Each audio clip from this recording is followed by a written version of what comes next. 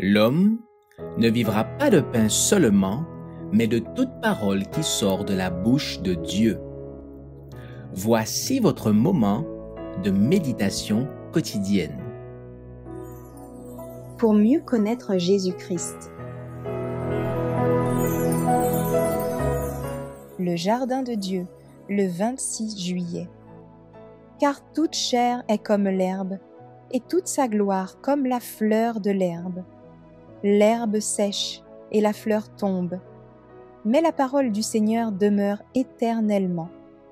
1 Pierre, chapitre 1, versets 24 et 25. Si notre âme est ouverte à l'influence de l'Esprit de Dieu, nous apprendrons beaucoup par l'observation des choses simples et magnifiques de la nature. Les cités surpeuplées, où l'œil ne peut voir que de tristes maisons, m'oppressent. Les fleurs sont pour nous des maîtres fidèles.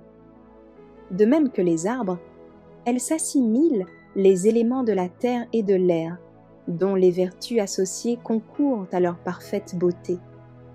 Elles s'épanouissent pour notre joie, mais ce sont aussi des messagères de Dieu et nous devons comprendre les leçons qu'elles nous enseignent.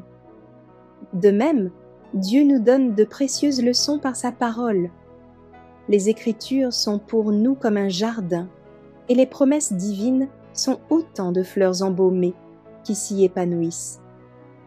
Dieu attire particulièrement notre attention sur celles qui répondent à nos besoins particuliers. Nous pouvons, en elles, discerner son caractère et lire son amour pour nous. Par elles, nous pouvons réjouir nos âmes en Dieu et respirer le parfum du ciel. Par ses précieuses promesses, le Seigneur soulève le voile de l'avenir et nous donne une vision de ce qu'il a préparé pour ceux qui l'aiment. Nous ne devons pas les dédaigner ou les regarder avec indifférence. Mais, tout comme nous admirons les fleurs qui nous charment par leur beauté et leur parfum, nous devons considérer les promesses de Dieu longuement, une à une, les sonder dans leurs moindres détails pour faire nôtre leur richesse, et nous sentir réconfortés, encouragés par elles. Dieu a des réserves de grâce pour les besoins de l'âme. Elles conviennent à celui qui est pauvre et sans amis, aux riches, aux malades, à celui qui pleure. Tous peuvent recevoir le secours nécessaire s'ils veulent accepter ses promesses et s'appuyer sur elles par la foi. Dieu sème ses bénédictions tout le long de nos sentiers pour éclairer le chemin pénible de la vie, et nous recevrons les gages de son amour avec des cœurs reconnaissants.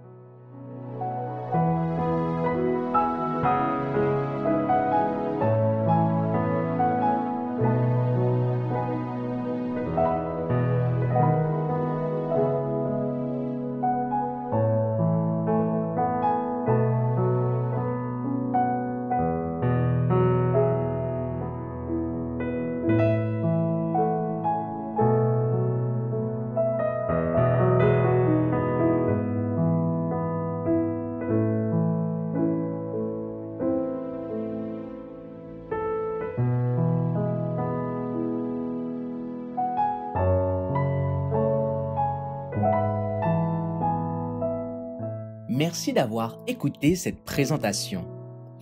Assurez-vous de nous rejoindre demain pour votre moment de méditation quotidienne avec lereste.org.